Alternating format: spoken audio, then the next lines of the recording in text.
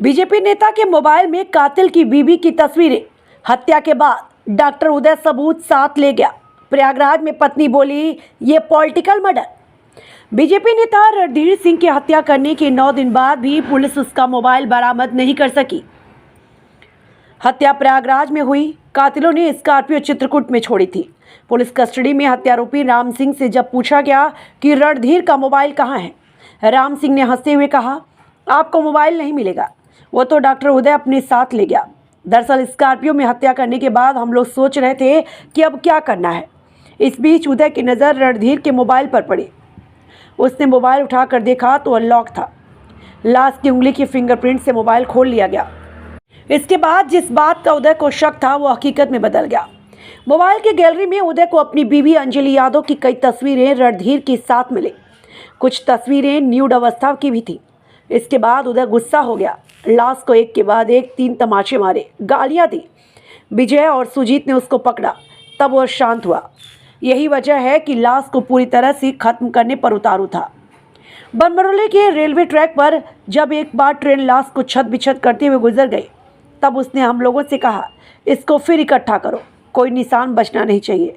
हम लोगों ने धड़ हाथ पैर इकट्ठा करके उदय को सब डॉक्टर क्यों कहते थे। रणधीर केस में राम सिंह के साथ पुलिस ने उदय की सास लीलावती को भी अरेस्ट किया। पुलिस ने लीलावती से पूछा, सब लोग उदय को डॉक्टर क्यों कहते हैं। फिर से ट्रैक पर रखे। करीब 2 घंटे तक वहीं बैठकर वह लाश को कटते हुए देखता रहा। रणधीर सिंह की पत्नी ने कहा, पुलिस ने जिनको पकड़ा वो अकेले इतने बड़े आदमी की हत्या नहीं कर सकते। इसमें किसी बड़े आदमी का हाथ है। ये पॉलिटिकल मर्डर है। घटना पर परिजनों और ग्रामीणों को क्या कुछ कहना है, सुनाते हैं आपको। गई थी उनके परिजनों द्वारा 22 तारीख को 10 बजे आखिरी उनके परिजनों द्वारा उनसे बातचीत की गई थी। उसके बाद उनके कोई सूचना उनको प्राप्त नहीं हुई थी। इस संबंध में पुलिस द्वारा तत्काल जो गुमशुदगी के आधार पर टीमों का गठन किया गया और इसमें सीसीटीवी और सर्विलांस के माध्यम से इनकी खोजबीन चालू की गई। इसमें ये ज्ञात हुआ कि 22 तारीख को एक राम सिंह यादव के साथ रणधीर यादव पौड़ियार से स्कॉर्पियो में बैठ के गए थे और एक ढाबे के पास उनके द्वारा खाना खाया गया था और वहां पे शराब पी गई थी। उसके बाद उनका कोई लोकेशन प्राप्त नहीं हुआ था।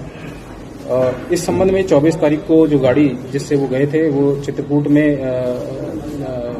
मिलने की सूचना पुलिस को प्राप्त हुई, जिसमें वहां मौके पे जाके छानबीन की गई तो उसमें ये उन्हीं की गाड़ी बाद में साबित हुई।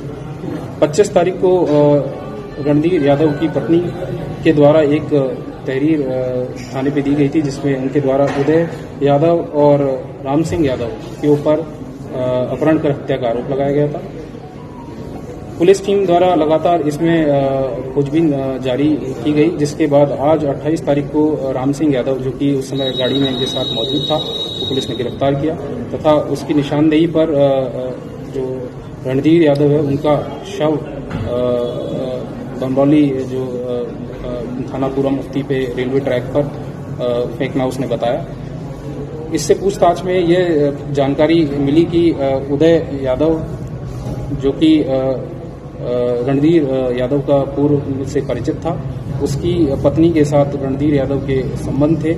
इसी से आहत होकर उसके द्वारा एक षड्यंत्र रचा गया था, जिसमें विजय यादव, सुजीत और राम सिंह, लीला यादव, जो कि उसकी मृत पत्नी की मां है, इनके द्वारा षड्यंत्र रचते हुए अपहरण करके रणधीर यादव की 22 तारीख को ही हत्या कर दी गई थी और शव को बनमरौली रेलवे स्टेशन के पास ट्रैक पर फेंका गया था, जो ट्रेन के रनओवर होने के बाद शत विक्षत अवस्था में थाना पूरा मुफ्ती को मिला था और उसके कपड़े और शव के आधार पर उनके पिता के द्वारा उसकी पहचान की गई। तो इस प्रकार से जो घटना है वो रणधीर यादव की उसमें हत्या की गई थी, जिसमें उदय यादव, विजय यादव, सुजीत, राम सिंह, लीला यादव और 3 अज्ञात व्यक्ति शामिल थे, जिनमें से पुलिस द्वारा राम सिंह और लीला यादव को गिरफ्तार कर लिया गया है। अन्य शेष अभियुक्तों को भी गिरफ्तारी के लिए प्रवेश दिया गया। हत्या की वजह क्या थी?